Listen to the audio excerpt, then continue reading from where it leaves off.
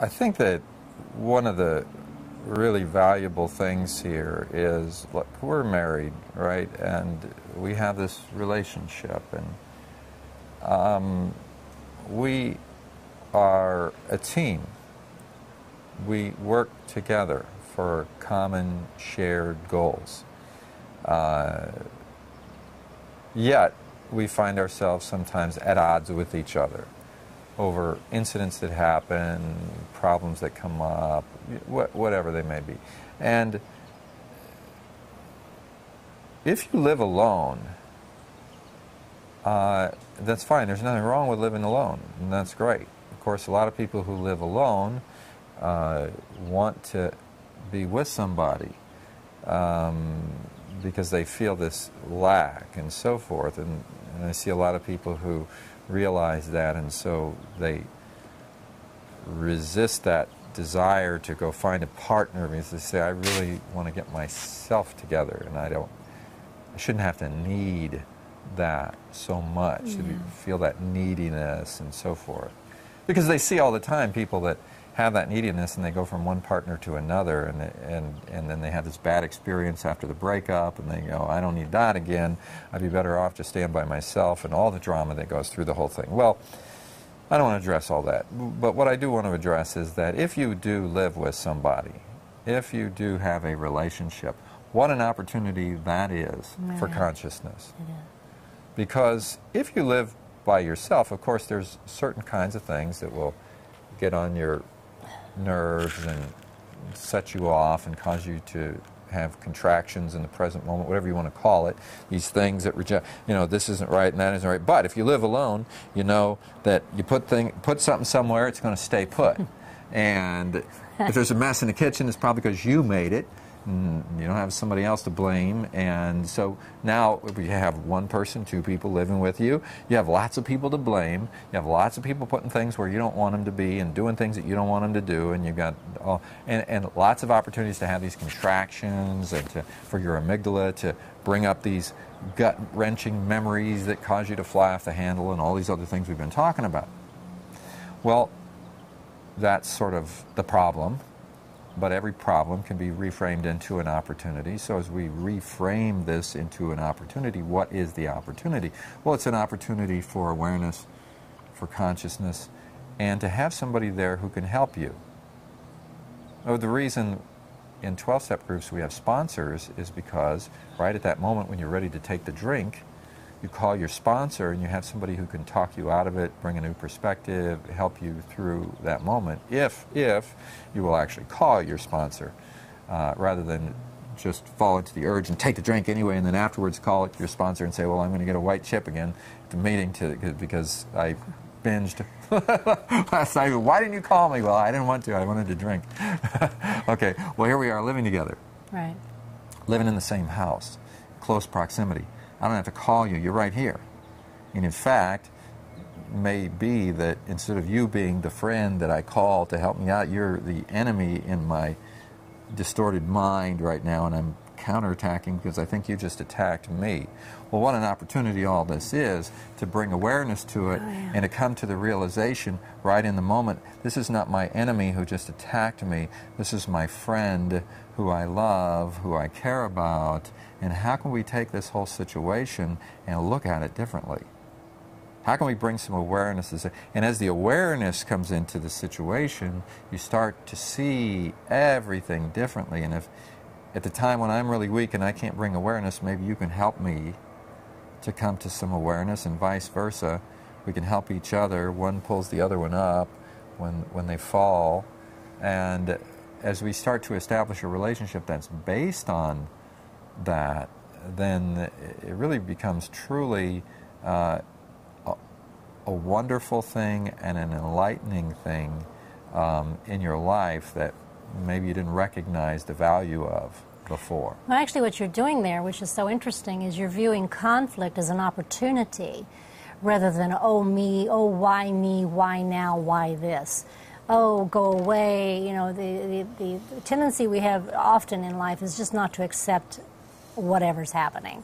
We're like, oh, this is just, I don't like it, stop it, it's your fault, go away, blame, blame, blame, whatever you do to just get away from the whole thing and create more of a problem.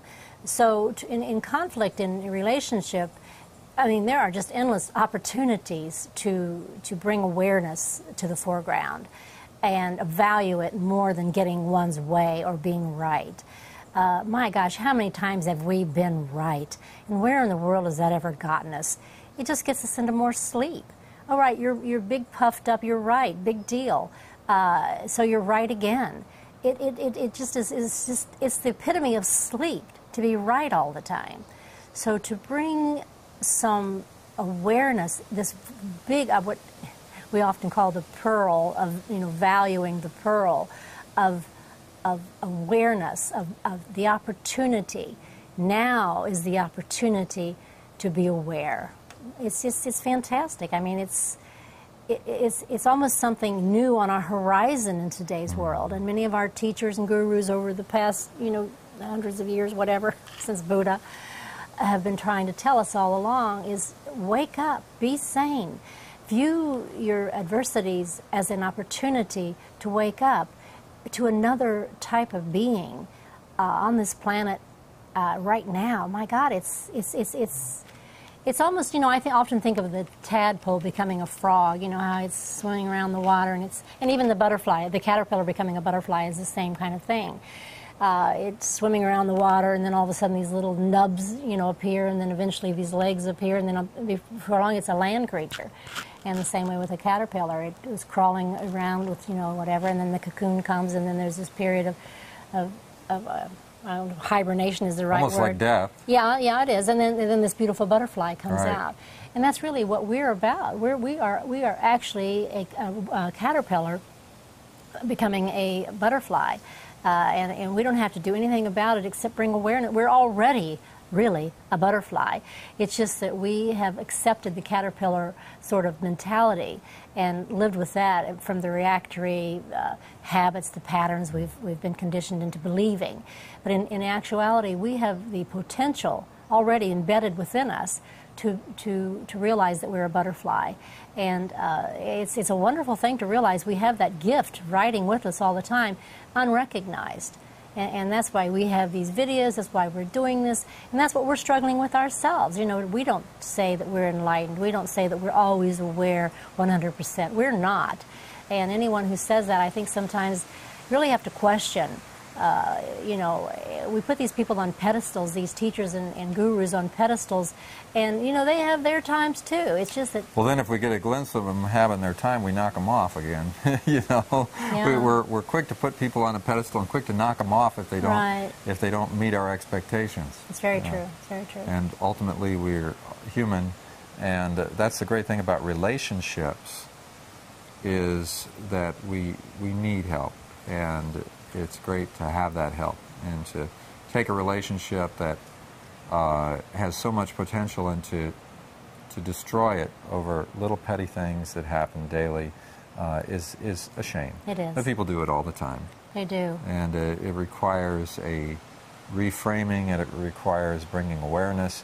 As you've told me before, George Gurdjieff used to hire troublemakers and cantankerous people to come to the meetings just to stir things up and irritate people, because that could wake them up and bring them to awareness, because otherwise they all sit there and everybody's just having a wonderful meeting and we're all being so conscious and so aware. So he'd bring these jerks in here to stir things up and cause people to say, what'd you say that for? And all of a sudden it's like, okay, what's going on in me right now? Yeah. So now in a relationship you have that built in. You do. You married the jerk. No, you married me. But as